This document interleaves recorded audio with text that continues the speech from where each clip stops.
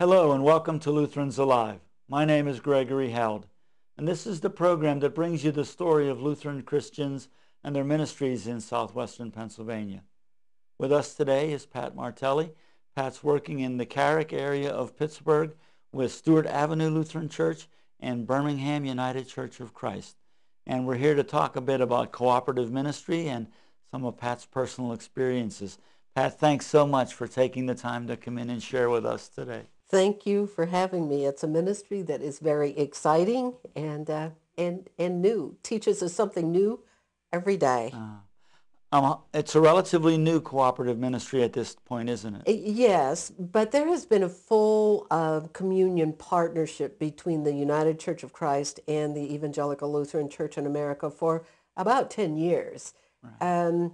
But in this synod, and very seldom in the larger church, have we really put some legs on it to live it out, to say that we are united in our Christian faith, that we worship the triune God, and what does that mean to be in full communion with another tradition? I've not been in Pittsburgh that long, although I was an intern here about 10 years ago. Okay. But I've only been at Stewart Avenue Lutheran Church about 18 months. But one of the reasons that I took the call was because in their call papers, they had been in conversation with many churches to see how we could do cooperative ministry. And that was fascinating to me to think about churches cooperating where we have all different gifts to offer, and how might we use each of those gifts to further the gospel. Mm-hmm. So when I came, I was interested in that, and unfortunately, my predecessor, Pastor Dahlberg, had died within a year, and he was one of the leaders of those conversations. So it had really been put on the back burner. So we started conversation again among Lutheran churches, and then Birmingham United Church of Christ came to us and said, we would like also to be in conversation. We said, well, good, let's talk. And so we eventually formed a cooperative ministry, which is very different than a yoke ministry. Okay. And it's very different than a partnership. A cooperative ministry is really just that. We're going to collaborate. We're going to cooperate in areas where we can encourage each other. For instance, Stewart Avenue has a tradition, long tradition of youth ministry. They have a very large vacation Bible school. We're a rather small church, although not real small. We have worship attendance of about 100 to 115 a week. Okay. But our Sunday school is probably 40 or 50 kids. Very good. I mean, that's a very, proportionately, that's very big. And our youth groups are very active. So they have the gift and the tradition of youth ministry. And so Birmingham has very few children. So one way we cooperate is that their children come down for Sunday school and then they go back there for worship. Okay. Confirmation is another area that we cooperate on with other Lutheran churches. We have about 12 kids in our confirmation class. And we have one from Redeemer Lutheran Church and one from Holy Trinity Beachview. Okay. So those are areas that we're good at.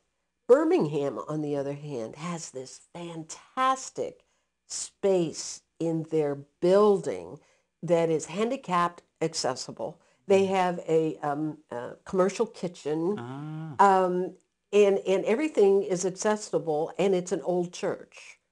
Which I think is wonderful. But that means that those who have difficulty walking or mobility can get into that space very easily. And so we're exploring a senior ministry there. There are very few places in Carrick for seniors to come together. And so that's how we are each using our gifts. And then we do things together.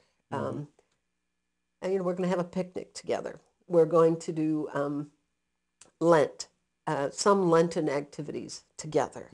We're taking up a collection for the earthquake victims together. Because all of those things do not depend upon a certain theology or a certain tradition. It is about caring for each other. It is about encouraging each other. We do Bible studies together, and each tradition brings their own perspective and theology, and it enriches the conversation. I'm very excited about it.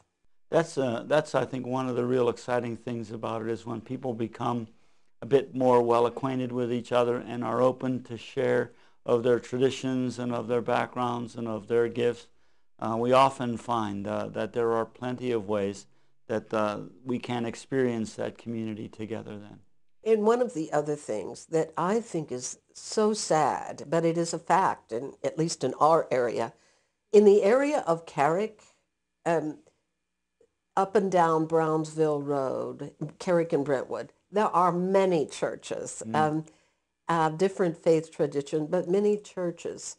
And what is sad is that I am the only full-time Protestant clergy in Carrick. In this cooperative ministry, we do share pastoral duties. My husband is a trained diaconal minister. That means he's gone through seminary, but he's not ordained, and so he doesn't do the sacraments. But he does preach and do community outreach. So he preaches 3 Sundays at Birmingham, and then I go down for the 4th Sunday for the sacrament of Holy Communion. And then I preach and preside at Stewart Avenue 3 Sundays, and he's there 1. But he leads us into community outreach, and I provide the word and sacrament. But what we're doing is cooperating to keep these mission points open in neighborhoods. To me, if the churches close in a whole borough, the quality of life is diminished, but the gospel's diminished too. And so one of the reasons to do the cooperative ministry is to keep these mission points open. And it is not just to keep them open, but to help them to thrive and grow. Well, you can hear the excitement and the interest as you describe it.